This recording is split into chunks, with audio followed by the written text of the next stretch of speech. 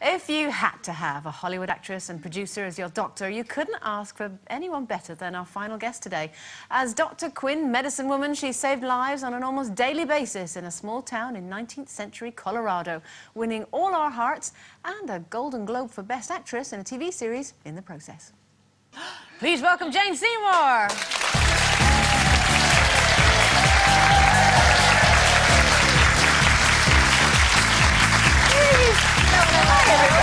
So great. Hello. Hello. Welcome to the programme. Lovely to see you. What fun is this?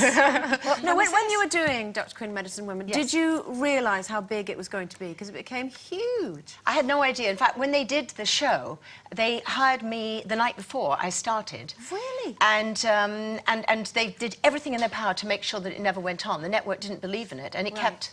You know, and it made the top 10 the first 2 nights. And then also it did for so well 7 years. Internationally as well. Yes, it's still playing in 98 countries. Jane, after all those years of playing a doctor, do people still recognise you as the doctor? And do they think you know anything about medicine? Absolutely. I get stopped all the time and they say, you know, this is aching, you know, this problem. And of course, the other thing is everyone thinks I'm an American. Because I was an American doctor, let's face it. Yeah. But now, you know, with Wedding Crashers, they have other questions. Well, the bit that we saw there, obviously, which summed up the series quite nicely, was, you know, who are you? We want a real doctor. It was one of the first girl power or women power type of programmes, really, wasn't it? It was, and I get the most amazing letters from people all the time who say that their daughter became a doctor because of Dr. Quinn. And then I get really great letters that somebody will say that their son said, you know, women can be doctors too. So I think it had an amazing impact, much more than I ever imagined. That's amazing. Yes. So why are you here at the moment? I am here. I did a photo shoot for CC for the, you know, the clothing thing you see on the high street, and I also designed jewellery. So I came and I did all of that. So that was fun. And you were talking about Fat Days and Madonna and everything. Now, don't start, Jane. No, I just want you to know this is the dress you want. Okay? Yes. There is room here. So Sure this will do. cover. Do they do it in bigger sizes? They do. They do. They do. They do in your size. They do in every size. But you were also commenting on the royal wedding. I was commenting on the royal wedding. Oh my God. What did you say about the hats? Oh, yeah. Can we just mention that hat? Well, there were a couple of hats that were a little dodgy, and I Too tactful. polite.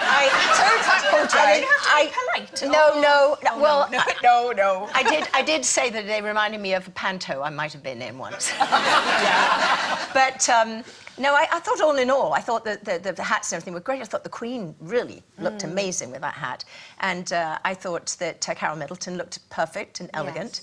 And I thought the dress was amazing. British, though. So proud. They had me covering this for 2.5 weeks. What am I going to talk about for 2.5 weeks? So what I did is I called out Prince William's secretary and I said, what would William and Kate like, you know, and how am I going to handle this? And they gave me some numbers of people I could call and things I could talk about and everything like that. And they said all they want is that everyone enjoys the day. And I think you have to say it was the most incredible day ever. Yeah. And I jumped over the barricades because I was in that, you know, that where all this... Yes, they carried me over in this very slinky dress. It was a bit of a dodgy manoeuvre, you know. Dodgy manoeuvre there, no panty lines, you know. Won't go any further. But I did go right there in the middle of, you know, in Buckingham Palace and everything. And I just thought the way the bobbies handled everything, you know, the way that all the people were there. And people had said to me, oh, it's going to be so dangerous in London. Yes. And it was quite the opposite, you know. There was nothing, nobody was drunk, nobody was behaving badly. How Americans, back home in America, how important was it to them? Really important. They're still talking about it.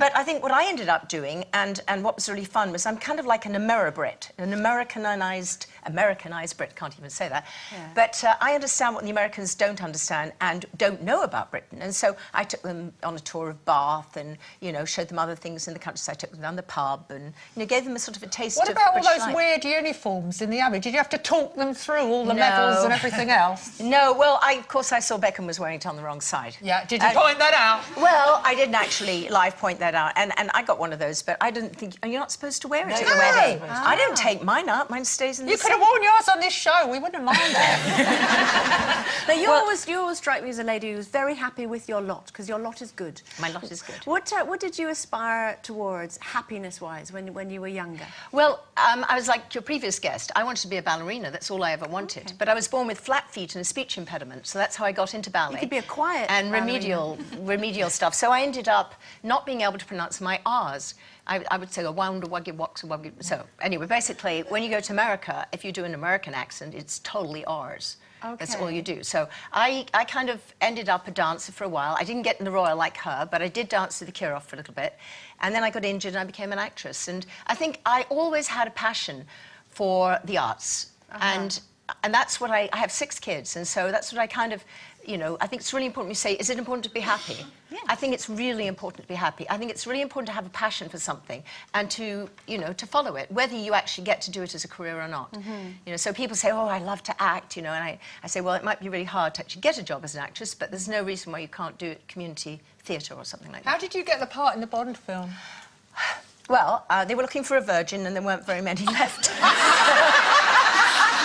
And I looked like You didn't one. have to prove your credentials. I didn't. But it was actually quite funny because I didn't have. My agent kept saying, you know, because my hair was really long. I used to sit on it those days, and he said, you know, got to put your hair up. But they have to see your hair up and down. So I went and I bought this big furry hat, stuck all my hair up in the hat, got a jacket that had a bit furry collar.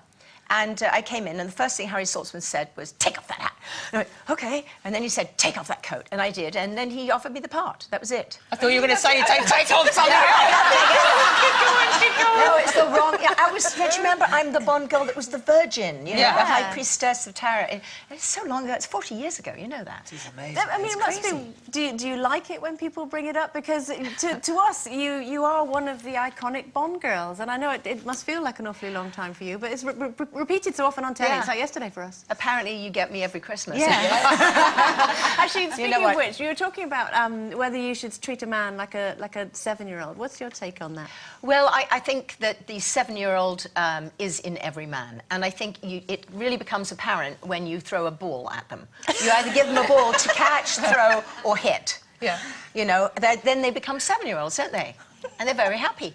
Is that what you do? Absolutely. I'm surrounded. Honey, I'm home. Yes. Yes. Well, it wouldn't really work with my first 2 husbands, who I'm, by the way, going to see after this show. Good. Together. That would be a much more interesting story. Well, Should how one about- mix ex-husbands? Well, do you know, between all of us, we could do very Yeah. well.